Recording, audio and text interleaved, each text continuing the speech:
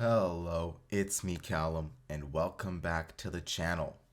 It's been a while, I get that, but I come bearing great news. So, just recently, they shadow dropped a news article. I'm saying shadow drop because I found this while just casually scrolling. I haven't heard much from my friends about this who also play the game.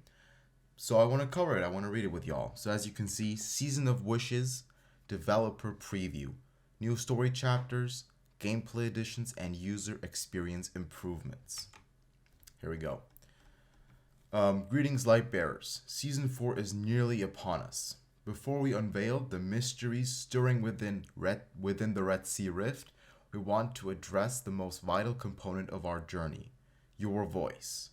Since our global launch on August 28th, 2025, and through the trials of the past 3 seasons, feedback has been driving us. Okay.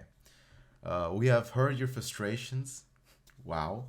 Regarding the friction in our core systems, Season 4 represents our most ambitious effort yet to bridge the gap between game intent and player experience. Below is a look at what we're implementing to change.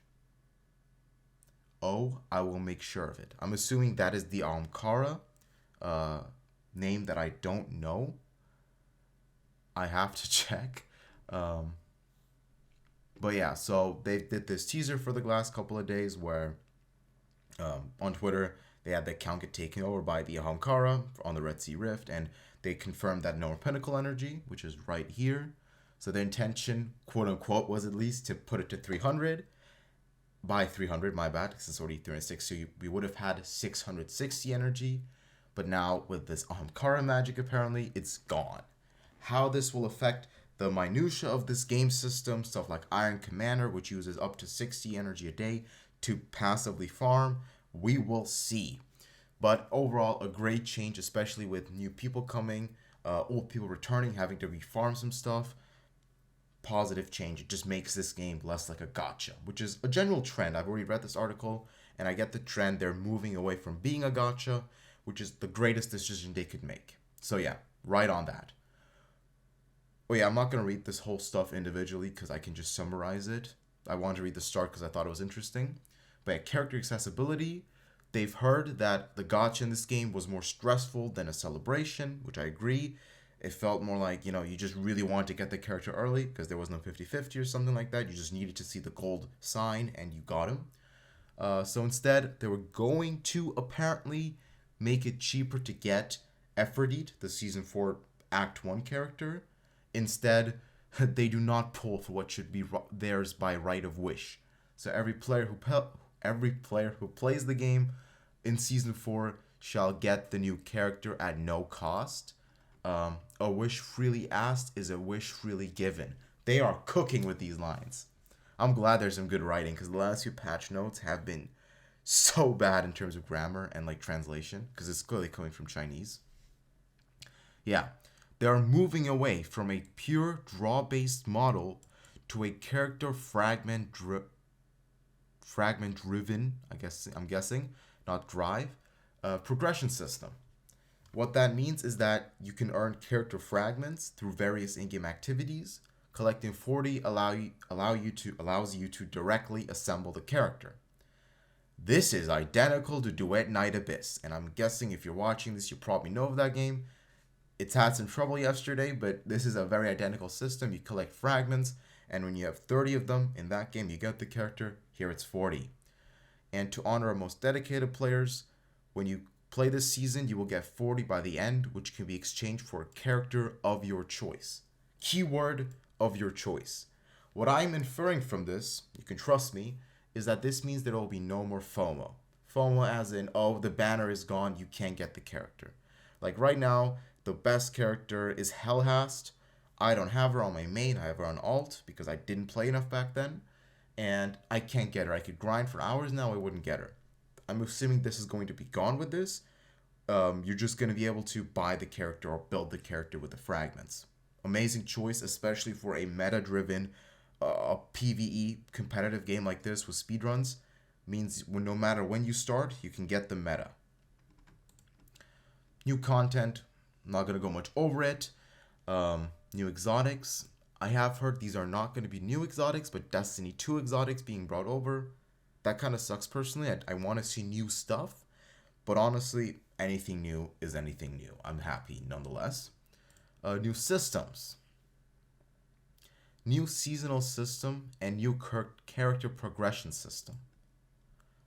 Weapon and gear system rework. A total overhaul integrating the relic system with a new modular weapon system for deeper strategic customization.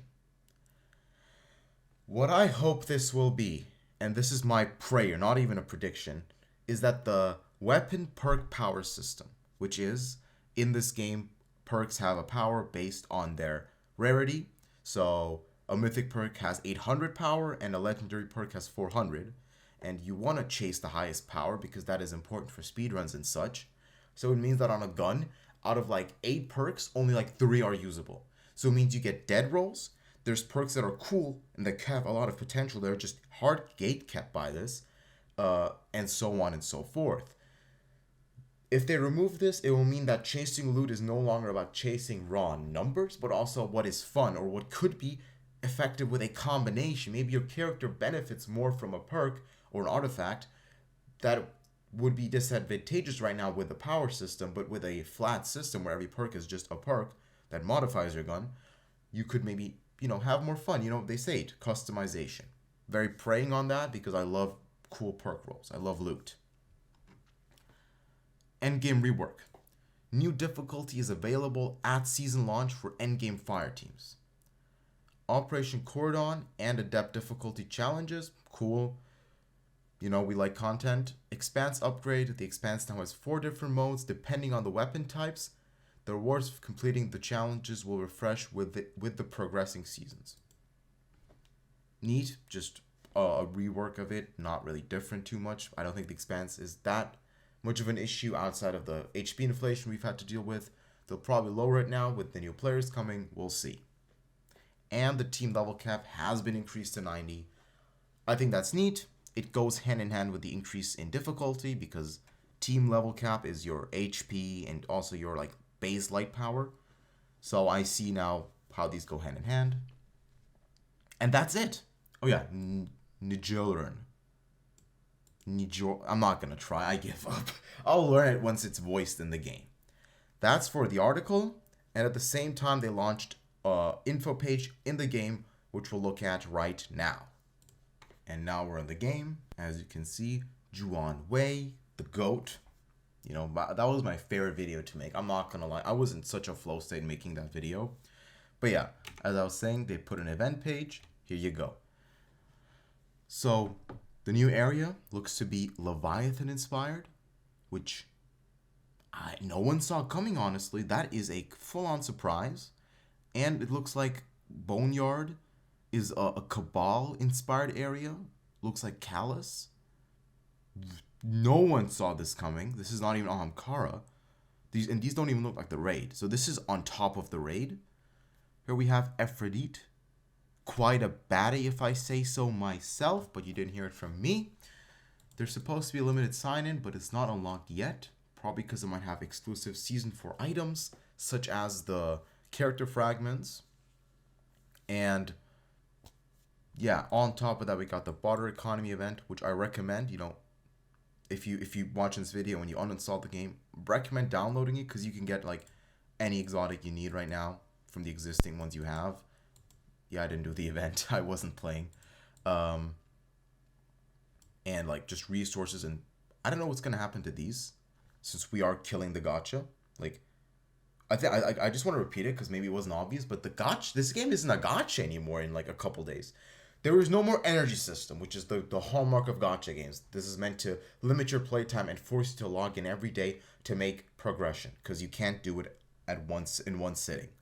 On top of that, they are hallmarked by gambling to make any meaningful account not progression at that point sort of, but gameplay diversity, characters, weapons and such, usually in gacha. With that gone and you being able to just completely ignore the logging in daily, because outside of some daily challenges, but you don't need to log in daily to actually get loot, nor do you have to log in daily to get characters. This isn't a gacha. This is just an MMO that's on phones and on emulators pretty well with keyboard and mouse. But if this game was on console at this point, it wouldn't even be a gacha anymore. So let's go, boys. We won. So yeah, this event's nice. I recommend logging in to get some loot. Oh, so this is what they meant. Interesting. This is the new, like, they put an item here that's exclusively for this season, for next season. But yeah, that's it for me. Thank you for watching. I will be uploading next season because now I don't feel like I'm locked behind so many bad gacha systems. I'm actually playing a good MMO with my friends who are probably coming back. With that said, take care. I'll see you soon. Have a great rest of your week and a weekend. Bye.